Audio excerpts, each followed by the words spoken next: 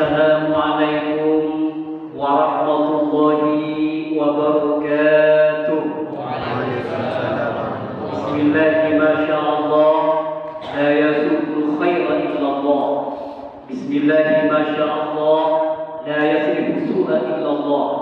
Bismillahi masyaallah, ma kana min ni'matin fa min Allah. Bismillahi masyaallah, la hawla wa la quwwata illa billah.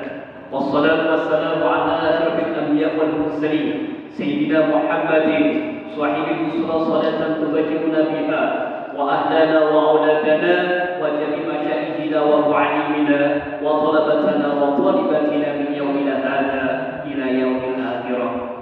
Amma ba'du, hadratal kiram wal muhtaram, para alim, para ulama, wa nakhusu bizikri ketua PJNU Kabupaten Ketapang Al-Kirim Ibnul Kirim Kiai Haji Dr. Andes Satibin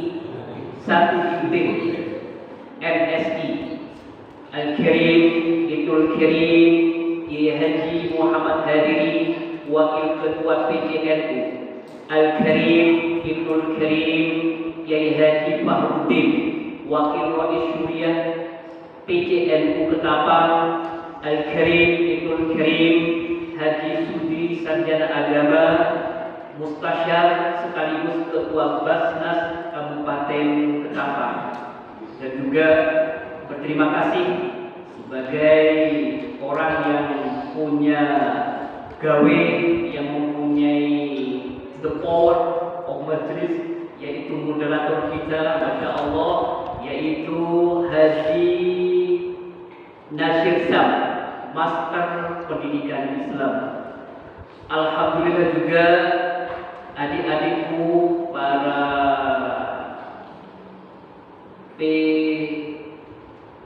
dakwah, apa namanya? NDNU juga pergunung yang alhamdulillah IPPNU juga hadir, kemudian anggota yang lain. Mudah-mudahan pertemuan ini bersamaan dengan ma'unah ridho Allah Subhanahu wa ta'ala. Sebetulnya saya disinggung oleh Dr. Kiai Nurori, Saiful Islam, ada Saiful Ridwan, Saiful Kurniawan. Benar tidak salah itu, saya pernah dikritik oleh salah satu kiai waktu mendoa awal sini. Siapa namanya? Muhammad Saiful Kurniawan. Waduh, namanya kok panjang sekali. Apa alasan Anda itu kok memberikan mata itu? Saya jawab, Muhammad itu saya ambil itba'an di Rasulullah. Saya ambil karena mengikuti jejak Rasulullah SAW. Saiful itu apa? Saiful itu maknanya pedang. Kurniawan itu apa? Kurniawan itu saya ambil dari suku kata bahasa Indonesia. Kebetulan S1 saya, sarjana saya itu adalah bahasa Indonesia, yaitu diambil dari suku kata karunia, berarti pemberian. Lalu terakhir uannya itu apa? Uannya itu apa? Berarti uannya itu bahasa Inggris satu, yaitu kesimpulannya pedang satu pemberian yang dipuji oleh Allah Subhanahu wa ta'ala. Pedang yang mana? Kenapa? Pedang siapa? Ya sama-sama pedang. Soalnya ibunya pedang semua ini. Tidak akan menyamakan rijal, al-rijal qawwamu 'ala nisa kalau tidak bawa pedang. Allahumma shalli ala Muhammad. Nah, kalau beliau-beliau narasumber itu menyampaikan perspektif Islam, berbeda dengan saya ke depan karena sudah dikupas tuntas tentang perspektif Islamnya, saya akan mengupas dari sisi lain, yaitu perspektif grand teori Barat. Nah, kebetulan doktor saya adalah manajemen pendidikan. Jadi sedikit saya akan berbeda dengan beliau karena saya yakin yang saya hadapi kiai semua sudah paham betul bagaimana mengeluarkan dalil. Jadi tidak perlu saya mengajari beliau-beliau. para anak-anakku, adik-adikku, para masyayikh, para kiai, kebetulan mengutip bagaimana Indonesia itu mau dibawa kemana pendidikan kita. Saya punya sejarah itu ketika saya mengajukan disertasi, saya mau mengajukan judul itu pakai grand teori Ihya Ulumuddin. Kebetulan, alhamdulillah, Ihya saya hafal. Ketika saya mondok di Petuk Kediri, Lirboyo, saya alhamdulillah hafal. Artinya kitab Ihya saya itu di rumah, bukan aksesoris, ada maknanya. Hafal saya 4 bulan. Rencana Imam Ghazali itu saya jadikan grand teori di disertasi saya. Apa yang terjadi? Ditolak. Kenapa? Karena itu tidak sesuai dengan pakem pendidikan dunia. Jadi harus mengambil grand teori barat. Ya terpaksa grand teori saya itu saya mengambil grand teori yang ala barat. Saya sadar ternyata pendidikan kita itu tidak merdeka sepenuhnya. Karena walaupun bagaimana rata-rata disertasi kita para doktor itu grand teorinya itu rata-rata mencuplik dan mengambil teori-teori barat. Saya sendiri korban yang ditolak oleh profesor gara-gara mengajukan Al-Ghazali. Pemirsa, para kiai yang budiman, jadi pendidikan kita itu secara kancah global, secara kancah dunia, maka kita itu dibatasi. Bahkan saya kemarin itu diskusi dengan salah satu kiai di Mojokerto. Beliau itu mempunyai gagasan tentang pendidikan yang mana mau mendirikan perguruan tinggi berbasis entrepreneur. Jadi mahasiswa itu tatap mukanya hanya 2 semester, selebihnya beliau mengasih modal, disuruh yang suka dagang suruh dagang, yang suka bertani tani, yang suruh punya usaha lain. Nah ini ternyata izin operasionalnya itu katanya dihambat. Ujung-ujungnya ternyata pertama kali yang memotret pendidikan ini adalah orang Yahudi. Orang Yahudi datang ke Mojokerto mengadakan riset. Ternyata kalau ini dikembangkan akan menjadi bumerang bagi Yahudi. Apa yang terjadi? Maka orang Yahudi, orang Israel itu datang ke Jakarta supaya izin operasionalnya itu tidak dikeluarkan. Dan kenapa tidak keluar? Karena ketika pendidikan kita itu berbasis kemandirian, berbasis entrepreneur, maka yang akan dirugikan pertama kali itu adalah orang Yahudi. Ini adalah pernyataan almarhum Yai Sobari di Pacet. Beliau yang menyampaikan kepada saya. Jadi kita tidak merdeka sepenuhnya dalam bidang pendidikan.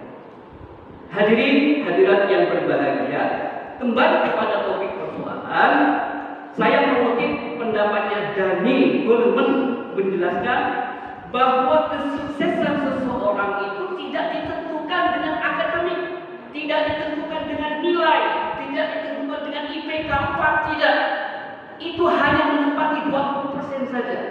Karena yang menjadi kunci utama supaya kita itu menjadi orang hebat, yaitu seperti yang disampaikan oleh Dr. Nawawi, yaitu kecerdasan emosional, kecerdasan sosial, dan kecerdasan spiritual.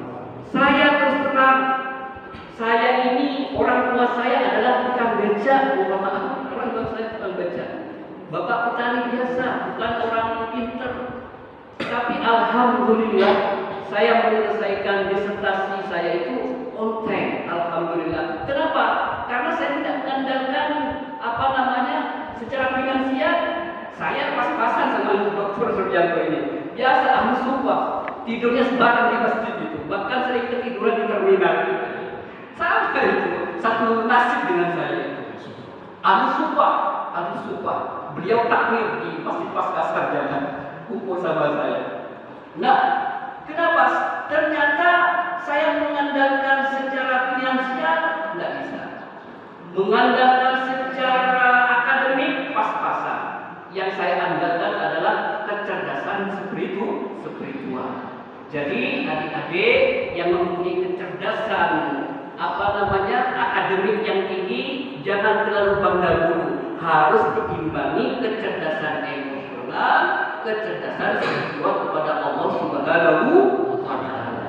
Nah, ada beberapa garis besar bagaimana kita membangun generasi emas yang ke depan supaya menjadi generasi muda NU yang berkarakter, yang excellent, yang unggul.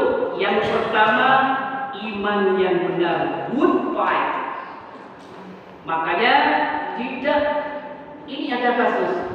Kemarin itu saya diundang oleh salah satu pegawai BRI di Bondowoso. Ada istilah, kalau ekor itu ada istilah sandikaan. Ada apa? Ada kain, ada lampu, ada macam-macam itu.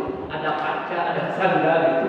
Tiba-tiba dia NU, pengurus takmir di Bondowoso itu. Ustaz, kalau anak saya tidak mau sandikan seperti ini, tidak mau. Kenapa? Tidak mau, dianggap haram katanya. Saya salah menyekolahkan putri saya. Jadi makanya hati-hati Bapak Ibu ketika punya anak, kita sudah mendidik ala azwaja ahlussunnah wal jamaah nanti ya, bukan sebagaimana yang ditafsiri oleh Dr. Suryanto, yaitu azwaja yang penting kita sendiri aja azwaja ya, lebih dari satu ya. Nah, ketika salah menguliahkan, apa yang terjadi? Putrinya itu membangkang terhadap orang tuanya. Makanya jangan salah menaruh anak kita di kampus. Saya kemarin diminta oleh Profesor Dr. Muhammad Ja'far, termasuk promotor saya. Pun datang ke malam pun, dia Prof, ada apa? Anak saya berusia, tidak mau nikah. Usianya sudah 38. Cowok, barangkali mbak-mbak yang masih jomblo silakan daftar ke saya, nanti saya jodoh bersama beliau. Dan itu sudah S2, alumni Unibrau Brawijaya, pintar amat. Setelah saya ke sana, coba kamu rupiah, kebetulan modal saya alumni, coba anak saya rupiah. Ternyata setelah saya rupiah tidak reaksi. Rupanya anaknya Prof. Ja'far itu terpapar oleh pendidikan garis keras, sehingga tidak mau menikah dan sering menikahkan, sering menyalahkan orang tua. Bahkan saya sidang. Kalau dulu ketika sidang promosi doktor, saya yang disidang oleh beliau. Kali ini saya yang disidang beliau, gantian. Jadi Prof. Ja'far, kemudian ibunya dokter juga, anaknya. Mas, kenapa Mas kamu tidak mau nikah? Wong bapak nikahnya saja umur 40 tahun. Masa saya itu harus di bawahnya bapak? Jadi seharusnya saya 45 tahun bisa nikah katanya. Jadi bapaknya yang dijadikan alasan. Ini hati-hati Bapak, ketika Bapak salah menyekolahkan, salah kampus, maka bukan ilmu yang inas, tetapi ilmu-ilmu yang mengkebiri tradisi-tradisi yang kita sudah bangun sebelumnya. Itu yang pertama. Yang kedua, ibadah yang benar, right devotion. Artinya ibadah kita itu ala an-nahdiyah harus dikembangkan. Mohon maaf, soalnya gaya-gaya sholat sekarang bermacam-macam. Mohon maaf, saya berdiri sebentar ya. Jadi Bapak Ibu, kalau Anda melihat atau umroh atau di kota-kota besar, di kampus besar itu, sholatnya itu bermacam-macam. Ada yang mengatakan, ada yang begini, Allahu Akbar, Irsaliyah. Ada kan? Imam siapa itu? Imam Malik ya. Imam Malik. Jadi Imam Malik Irsaliyah. Ada yang begini, Allahu Akbar. Ini Al-Abiyah, itu ya. Allahu Akbar. Ada yang begini. Ada yang begini. Ini ada riwayatnya. Siapa riwayatnya? Ibnu Huzaimah. Yang belum pernah saya menemukan riwayatnya ini. Allahu Akbar. Imam saya. Imam Bojong katanya. Awas dipertanggungjawabkan itu.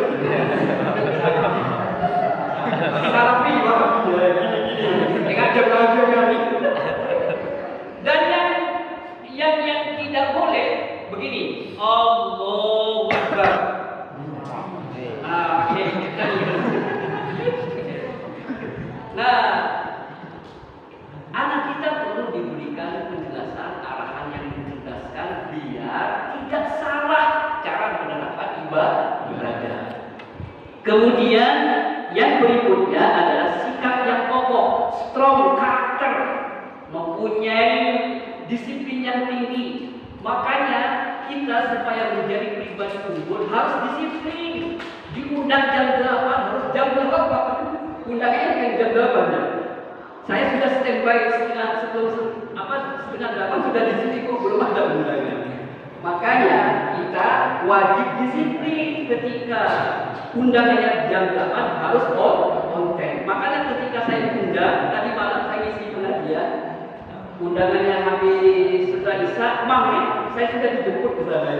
Khawatir lebih dulu jamaahnya. Nah ini yaitu kita sebagai pemuda itu harus mempunyai strong karakter. Yang kedua, independen. Artinya tidak membebek, harus mempunyai karakter diri, tidak menggantungkan hidupnya kepada orang lain, harus mempunyai jati diri. Kemudian yang berikutnya adalah physical power. Nah, fisikisnya bagus, tetapi lembek, lentoy, kurang sehat, kayak kayak walia dan sebagainya. Harus tegas. Jadi body language-nya itu harus bagus. Makanya saya harapkan kita sebagai pemuda generasi NU masa depan itu harus menerapkan yang namanya physical power. Berikutnya adalah kontinen, melawan hawa nafsu, mengontrol emosi dan temperament. Nah ini kita. Ada teman saya gara-gara ditolak judulnya sama Prof Imam.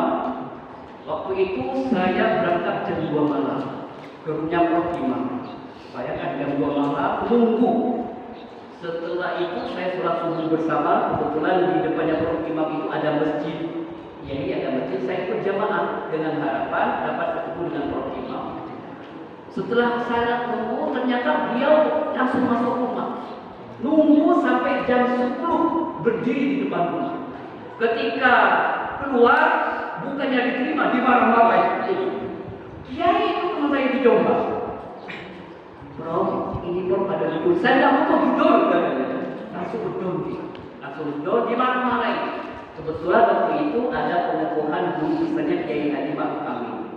Makanya Kiai Haji Ma'ruf Amin profesornya itu kepunyaan UIN Maulana Malik Ibrahim. Malah waktu itu dikompet oleh Presiden Jokowi. Akhirnya apa? Dia berbisik. Saya hidup ini kok diperlakukan seperti anak kecil di sini. Artinya emosinya keluar dan berani. Minggu berikutnya, balik. Ayo bimbingan untuk Prof. Gak mau lagi saya. Akhirnya dia egonya tinggi. Sampai detik ini belum selesai dokter. Kenapa? Karena dia temperamen, emosi terhadap guru. Mungkin barangkali Prof. Imam itu hanya menguji sejauh mana dia itu tingkat kesabaran. Oleh karena itu, biar kita menjadi pribadi excellent harus tahan menahan. Berikutnya adalah wide organizing, yaitu harus berpikir semua tindak lanjutnya itu harus terprogram, harus punya planning. Termasuk pondok pesantren itu harus ada kuota. Kalau di UIN Malang itu 100 tahun yang akan datang sudah jelas jenjangnya, bangunannya, kurikulumnya sudah jelas. Makanya saya harapkan pondok pesantren di tempat ini 20 tahun, 30 tahun ke depan sudah jelas gambarnya. Kemudian berikutnya adalah good time management, menggunakan waktu untuk belajar, tidak banyak tidur, komitmen dengan segala janji. Makanya adik-adikku jangan sekali-kali malas untuk belajar, terutama menulis. Sekarang tidak sedikit orang yang ahli hitobah, tapi yang ahli kita bicara. Saya itu menjadi penulis aktif itu gara-gara diunding sama Prof Imam. Prof Imam itu kemarin mendapat penghargaan penulis teraktif di Indonesia. Tulisan beliau itu sekitar sudah 30.000 judul. Sudah 30.000 judul. Kamu seperti saya katanya. Ya bro, saya akan menjadi imam-imam Bondowoso. 10 tahun lagi kalau Imam Suprayogo itu 30.000, saya akan 50.000 tak gitu kan. Tapi alhamdulillah gara-gara diinjil Prof Imam itu, saya terbuka hati untuk setiap momen itu dijadikan artikel. Makanya ketika ada istilah fikih peradaban, kemarin saya diminta oleh penerbit untuk menulis fikih pernikahan online di era COVID-19. Sudah terbit itu. Ada bukunya saya tulis itu, fikih nikah online di era COVID-19. Sudah terbit, bisa dicari itu buku. Kemudian yang terakhir giving contribution, bermanfaat kepada orang lain. Kalau Rasulullah SAW, khairun nas anfa'uhum linnas, sebaik-baiknya kita ini adalah selalu memberikan manfaat, menebar kebergunaan kita kepada orang. Kalau kita itu tidak mampu membuat senyum orang lain, paling tidak kita jangan mengusir hatinya, jangan membuat mereka sedih. Itu mungkin yang bisa saya sampaikan. Mudah-mudahan hal-hal yang sedikit mungkin pendalamannya mungkin dangkal, tidak seperti narasi yang sebelumnya. Saya mohon maaf. Wallahu muwaffiq ila aqwamit thoriq. Assalamualaikum warahmatullahi wabarakatuh. Alhamdulillah.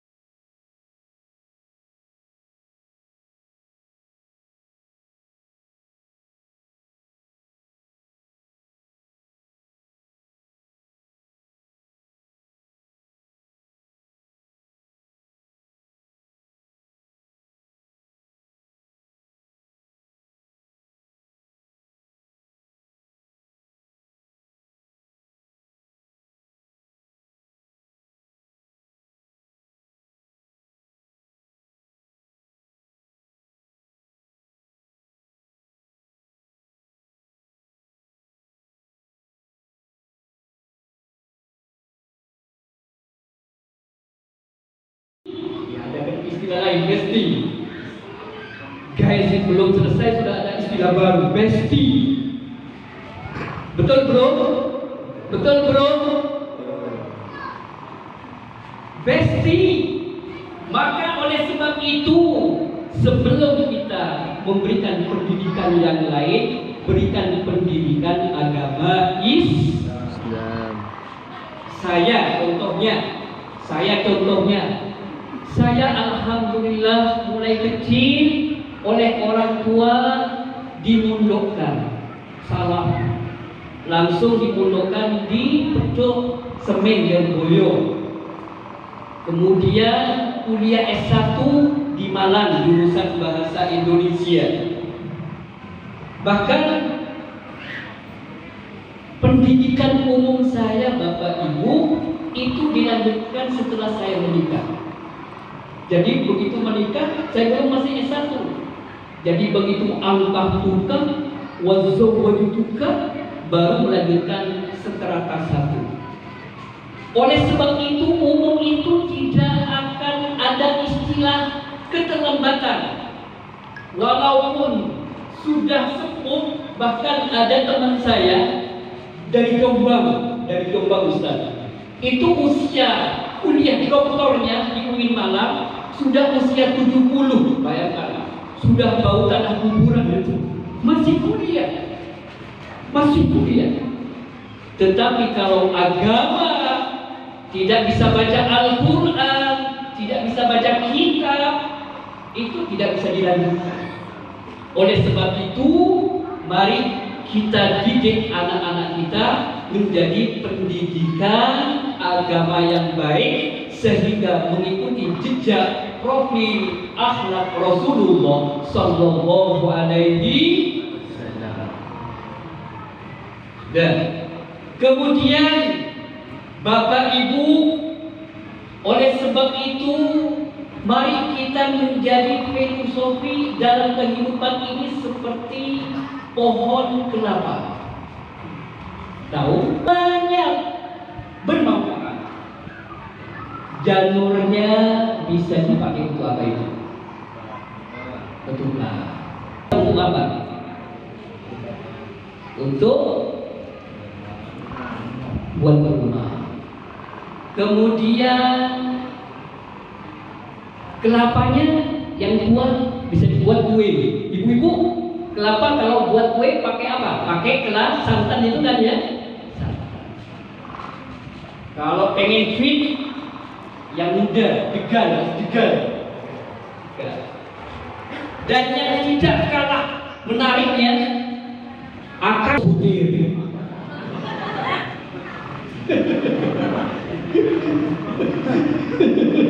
Allahumma sholli ala Muhammad. Insya Allah kata Ustaz, zaitun qaimun. Allahumma sholli ala Muhammad. Oleh sebab itu, mari kita kata Rasulullah, khairuhum anfa'uhum linnas. Sebaik-baiknya kalian adalah orang yang bermanfaat kepada orang lain. Oleh sebab itu, cerminan kita adalah Isra Mi'raj. Bagaimana Isra Mi'raj? Berbasis masjid.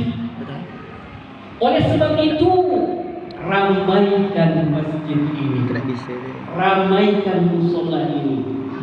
Karena dengan sholat berjamaah, dengan sholat subuh berjamaah, maka mampu menaklukkan musuh-musuh Islam. Sangat mudah sekali untuk menaklukkan Allah. Sangat mudah untuk menaklukkan musuh-musuh Allah. Caranya adalah kita rekatkan ukhuwah Islamiyah. Kita kembangkan sholat berjamaah di masjid ataupun di musola. Sementara sekarang tidak. Masjid itu bukan untuk tempat beraudiensi dengan Allah Subhanahu wa Ta'ala. Ketika kita tur Wali Songo, pernah tur Wali Songo? Pak supir berhenti di masjid, mau apa bu? Kencing. Ada enggak? Jadi masjid itu tempat untuk kencing. Minimal cari SPB ulama. Masa di masjid itu pun rombongan satu bis masuk ke toilet tidak pakai bayar lagi. Masjid ini adalah Baitullah.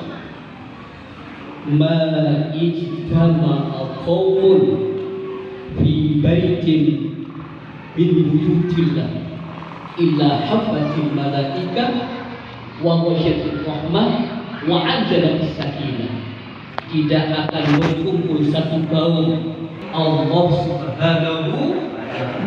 Insya Allah ibu yang galau dari rumah datang ke tempat ini, insya Allah akan diberikan ketenangan hatinya. Amin. Allahumma amin. Yang punya masalah, yang punya hutang, kumpul di masjid ini merayakan Isra Mi'raj, insya Allah hilang. Entah setelah pulang kembali apa tidak. Kalau hutang harus dibayar, tidak cukup dengan majelis taklim itu. Allahumma shalli ala Muhammad. Oleh sebab itu, mari kita jadikan masjid ini sesuai dengan tupoksinya, tugas, pokok, dan fungsi. Apa itu? Satu, masjid ini adalah untuk beribadah kepada Allah Subhanahu wa Ta'ala. Yang kedua, majlis ini dijadikan sebagai majlis taklim, keilmuan, transfer knowledge di tempat ini. Karena Rasulullah SAW berdasarkan sirah Nabawi, ketika Rasulullah SAW mendidik para sahabatnya, bukan di rumah, tetapi di masjid. Alhamdulillah, tempat ini, majlis ini sesuai dengan sunnah Rasulullah SAW.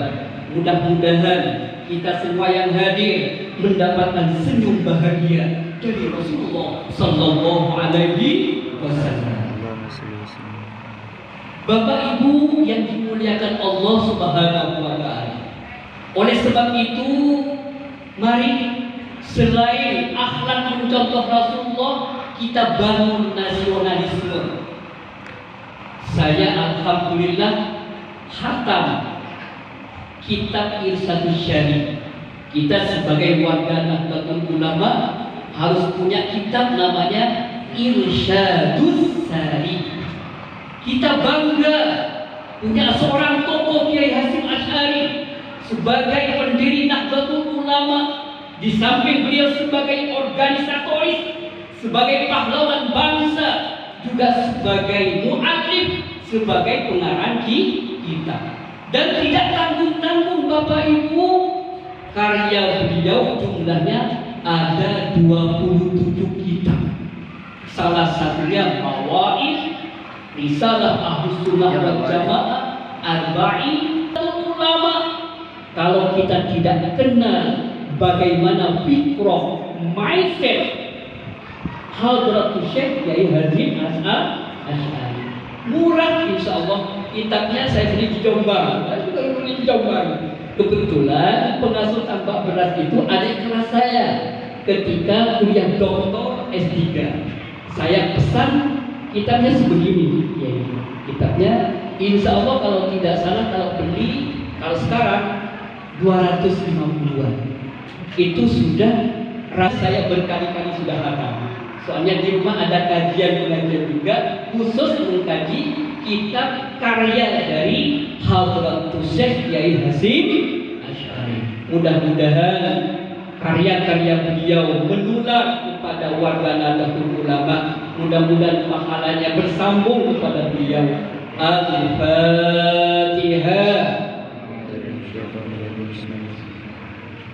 Iya.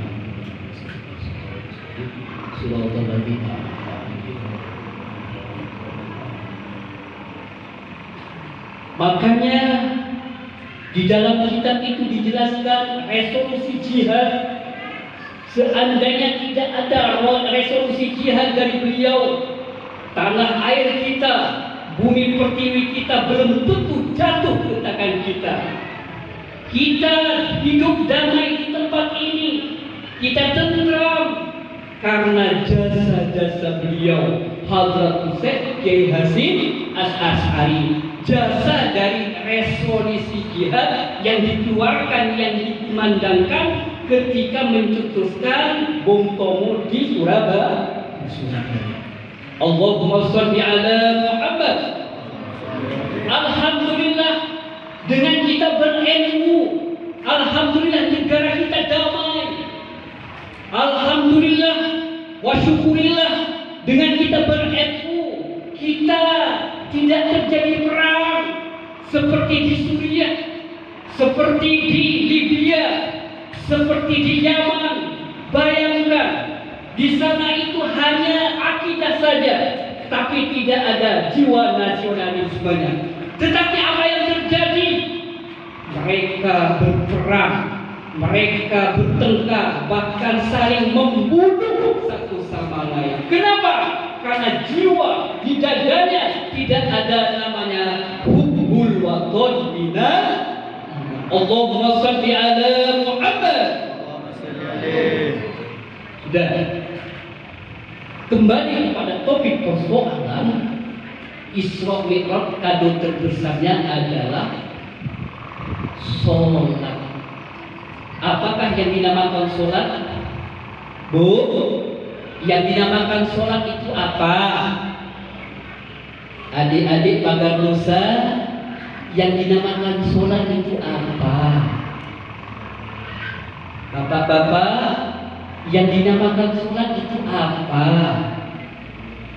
Sholat secara lugawi, sholat secara etimologi, sholat secara bahasa, ad-du'a. Setiap kita berdoa kepada Allah berarti kita sudah sholat. Itu secara bahasa. Sementara sholat dipandang secara perspektif istilah, aqwalun wa af'alun muqtadahun bil takbir wa muhtamatun bil taslim. Ucapan, bacaan, perilaku yang diawali dengan takbir dan diakhiri dengan salam. Itulah yang dinamakan sholat. Makanya Bapak Ibu jangan terpengaruh oleh akidah-akidah yang lain. Bapak Ibu warga Nahdlatul Ulama sudah ada tupoksinya, sudah ada pakemnya bagaimana kita beribadah kepada Allah Subhanahu wa taala. Sudah ada caranya, sudah ada rukunnya, sudah ada sunnahnya. Di sebelah ada yang mengatakan sholat itu cukup dengan niat. Ada tidak? Ada tidak? Suruh saja Bapak. Kalau Bapak itu sholat cukup dengan niat, coba Bapak itu napa? Bapak, Pak, nggak usah makan, cukup niat saja. Makan itu niat. Betul apa tidak? Betul apa tidak? Oleh sebab itu, mari kita beribadah kepada Allah sesuai dengan anjuran Rasulullah yang disyariatkan oleh imam-imam kita, yang ditaksis oleh ulama-ulama, pakar-pakar kita, Nahdlatul Ulama. Soalnya sekarang Bapak Ibu banyak aliran-aliran yang aneh. Contoh sholat saja. Contoh misalkan sholat. Lihat Bu, lihat. Di kalangan lain ada yang sholat gitu. Allahu Akbar. Ada enggak itu? Dilepas. Ada enggak? Kena ya? Irsaliyat namanya, melepas. Jangan salahkan. Ada pendapatnya Imam Malik. Jadi Imam Malik ketika Bapak Ibu ke Mekah, pernah umroh? Bapak pernah umroh? Pernah haji? Kalau haji, Bapak Ibu akan dipertemukan dengan umat Islam seluruh seantero dunia dengan berbagai macam cara. Allahu Akbar. Itu tidak salah. Ada madhabnya, namanya madhab Imam Malik. Yang kita, perhatikan, yang kita Allahu Akbar. Ini organisasi kita. Nah, betul ulama. Ini seperti ini. Baina surah di antara besar dan dada. Ini kita. Terus ada begini lagi. Allahu Akbar. Ada enggak? Ada enggak? Kayak gini ada enggak? Nah, Ibnu Huzaifah. Ada imamnya itu, namanya Imam Ibnu Huzaifah. Nah, yang aneh lagi ini ada dari di luar kita ini. Perhatikan Bu. Allahu Akbar. Ada enggak seperti ini? Ini ngajak belajar kan? Nah, ini kayak gini. Jangan ditiru ya, kayak gini. Nah, kemudian yang tidak boleh begini. Allahu Akbar. Mau berkelahi berkecap pinggang. Ini yang nggak boleh. Tidak beneran, ada riwayatnya ini. Nah, perbedaan semacam ini Bapak Ibu, perbedaan semacam ini kita harus tahu, kita harus beritahu, kita cerdaskan Nahdlatul Ulama agar imunitas keimanannya tidak cepat terpengaruh oleh paham-paham di luar Nahdlatul Ulama. Kemudian yang kedua, makanya niat kita ketika sholat itu dari Allah Subhanahu. Allahu Akbar. Inna sholati wa nusuki wa mahyaya wa mamati lillahi rabbil alamin. Sesungguh sholatku, ibadahku semata-mata ingin mendapatkan ridho dari Allah Subhanahu. Jangan dirubah teksnya. Allahu Akbar. Inna Suzuki wa Yamaha wa Kawasaki. Tak boleh itu. Soalnya ketika kita ngebet sepeda motor yang terbayang Kawasaki. Ini wa Suzuki Kawasaki. Allahumma salli ala Muhammad. Bapak Ibu yang dimuliakan oleh Allah, karena ini adalah momentum Isra Mi'raj, maka kita perbanyak membaca selawat. Jangan sampai bibir ini kita kering untuk selalu berzikir kepada Allah dan mengungkapkan rasa syukur kepada Allah dan selalu berselawat kepada Sayyidul Wujud Muhammad sallallahu alaihi wasallam. Bapak Ibu, kebetulan saya punya teman namanya Dr. Habib Segaf Baharud MA. Benar?